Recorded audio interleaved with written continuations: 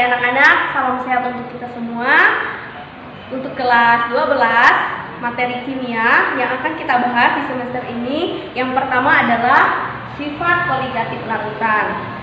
Nah, sifat koligatif larutan itu adalah sifat khas dari suatu larutan atau zat terlarut. Misalnya, ada garam dan ada air. Garam itu disebut dengan zat terlarut dan air itu disebut pelarut. Jika air dan garam dicampur, itu akan membentuk suatu larutan. Ibu ada membuat dua buah gambar. Yang pertama ini diistilahkan larutan garam. Yang satu ini mengandung 200 gram NaCl, ya. Yang satunya mengandung 100 gram NaCl. Nah, di antara 200 dan 100 ini, titik didihnya yang paling besar adalah yang 200 gram. Berapa titik didihnya? Titik didihnya di sini 100,25 derajat Celcius. Jadi, sifat koligatif suatu larutan jika semakin banyak kandungan zat terlarut dalam air, maka titik didihnya semakin tinggi. Ya, kita lanjut dengan sifat koligatif larutan yang di sini. Sifat koligatif larutan atau sifat khas yang dimiliki suatu larutan itu ada 4, ya.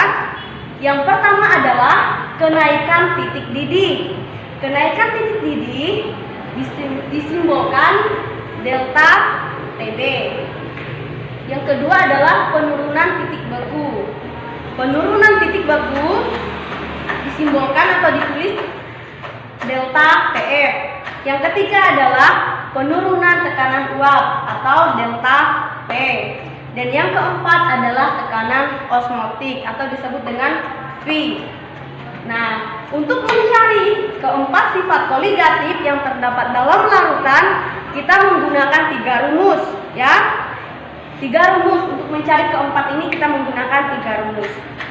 Nah, rumus yang pertama adalah molaritas. Molaritas ini disimbolkan dengan huruf M besar, ya. Ingat, molaritas adalah untuk penyimbolannya itu M besar. Nah, molaritas ini mempunyai rumus. M sama dengan M dibagi MR dikali 1000 dibagi V. Nah, untuk keterangannya ada di sini. Untuk mencari molaritas ini tadi menggunakan rumus ini, dan keterangan dari M itu adalah massa zat terlarut, ya, massa zat terlarut. Misalnya di sini antara air dan garam. Garam itu termasuk dalam zat terlarut, sedangkan air adalah sebagai pelarut. MR ini adalah massa molekul relatif. Ini nggak perlu ibu jelaskan lagi, ya, cara mencari MR pastinya kalian sudah tahu. Karena mencari MR ini dari kelas 10, kelas 11 itu sudah dapat. Dan yang ketiga ini adalah volume pelarut. Volume pelarut itu berarti apa? Pelarut adalah air. Nah, nanti di dalam soal itu akan terdapat pasti banyak, ya, pelarutnya. Di sini lihat, biar kalian tidak salah dalam menggunakan ketika mengisi soal, lihat satuannya. Untuk volume pelarut itu satuannya adalah ml atau mililiter. Ibu ulang lihat lagi, ya. Nah, untuk massa zat terlarut itu satuannya gram, ya, jangan salah. Oke, kita lanjut dengan rumus yang kedua, ya. Nah, yang pertama tadi itu kan molaritas, itu menggunakan simbolnya itu simbolnya huruf M besar. Sekarang untuk yang kedua itu adalah molalitas, dan simbolnya adalah M kecil. Rumusnya sama, yang membedakannya hanya yang pertama tadi, molaritas tadi menggunakan V, dan untuk molalitas ini menggunakan P, ya. Rumusnya sama, keterangannya juga sama. Nah, di sini M tetap massa. Kalau MR ini massa zat terlarut, misalnya garam, ini massa molekul relatif MR. Dan di sini adalah P,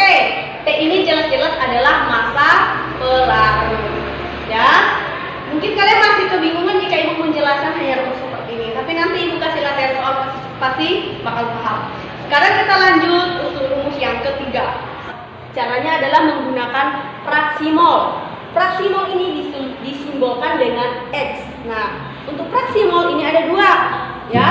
Ada X pelarut dan X terlarut. Ibu jelaskan sekali lagi, kalau pelarut itu adalah air, kalau terlarutnya bisa garam, bisa gula, ya.